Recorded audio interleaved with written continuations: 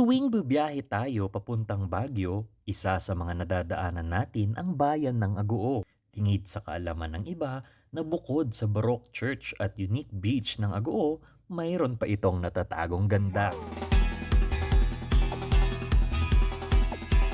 Isa na rito ang cafe restaurant na pinangalan pa sa kanilang lolo. Sila kay Ago po ang may-ari ng lupa. Tapos pamangkin niya po yung may-ari ng Lakay Ago. Bali parang minana na ng mga apo niya yung lupa. Kaya nung nagtayo yung apo niya ng restaurant, ng park, pinangalan sa kanya. Bali yung mga makikita dito yung mga bougainvillea, mga bonsai, man-made falls, view deck, camping area, cabin house, tapos yung habit house po. Isa na nga sa pinakabagong atraksyon dito ay ang kauna-unahang Hobbit House sa La Union. Ang Hobbit House ay base sa isang pelikulang Lord of the Rings kung saan ito ang tahanan ng mga fictional characters na mga hobbit. Kaya ito tinawag na Hobbit House.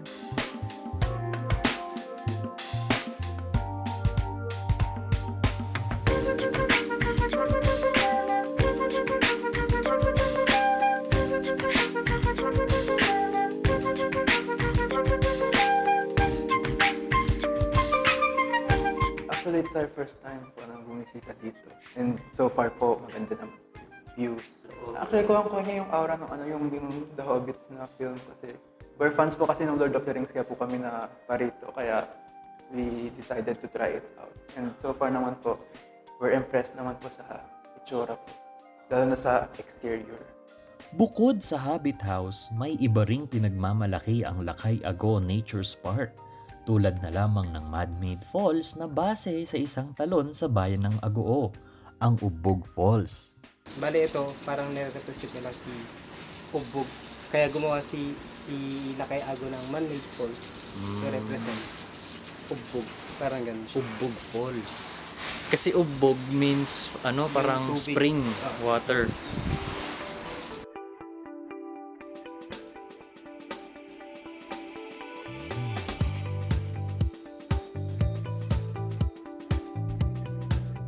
Bida rin ang mga naglalakihang mga bougainvillea.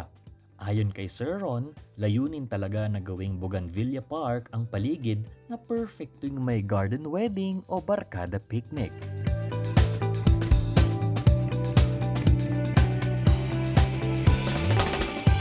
Sa pinakatuktok naman, makikita ang view deck kung saan tanaw ang dagat ng Agoo, bayan ng Santo Tomas at ibang panig ng Pangasinan.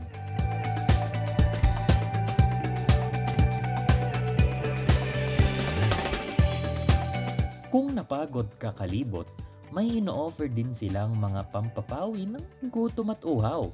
Isa na sa pinakamalaki nilang putahe ang pakbet bagnet at pansit batil patong.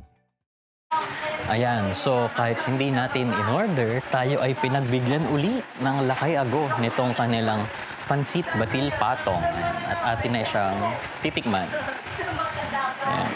Ay, ano po ito, sir? Sabaw po ng May sabaw. Paano ho ba ito ginagawa, sir? pagkakain niya yun, sir.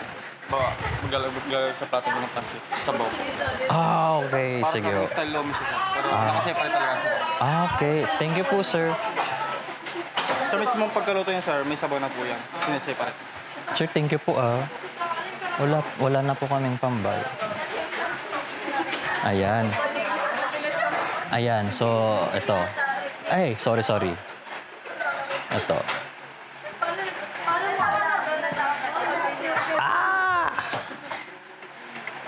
Okay. So, ang instruction sa atin, lalagyan daw nitong kanilang sabaw.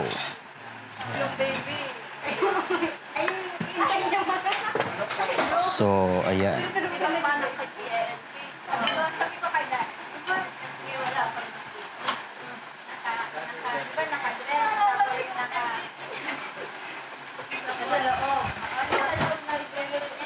So, tikman natin. Dapat ba, kutsara, magtitinidor ako? Nasaan ang aking tinidor? Ito na ang aking tinidor. Dugyot tayo ngayon, pero sige, tingnan natin.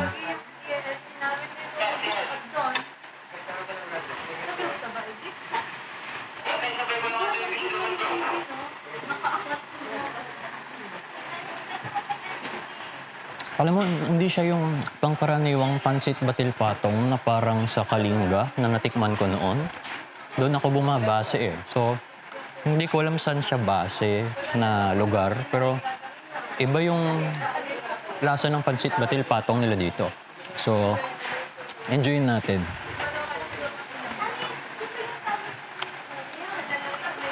Cut mo na yan.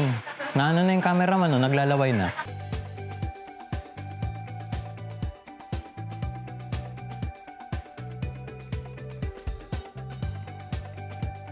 Siyempre, nandito rin ang kanilang bestseller na panulak.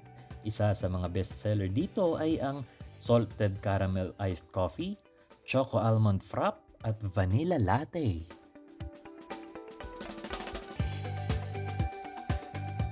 Natuwa kami. Sabi namin, wow, ang ganda. Kaya natuwa kami. Sumama kami dito. And then, pagdating namin dito, doon pa lang sa baba, nagandahan na kami. Relaxing niya, tapos ang ganda-ganda. Pagka-entrance mo pa lang. Good food at Instagrammable place. Isang perfect combination para sa isang barkada or family getaway. Kaya naman ang mensahe ni Sir Ron, Sa mga hindi pa po nakakapunta, inaanyayahan po namin kayo na bumisita po dito sa Lakay Ago upang ma-experience po ang ganda ni Lakay Ago. Maraming salamat. ang Lakay Ago ay parang isang representasyon ng bayan ng Agoo. Payak, natatangi at maipagmamalaking tagong yaman.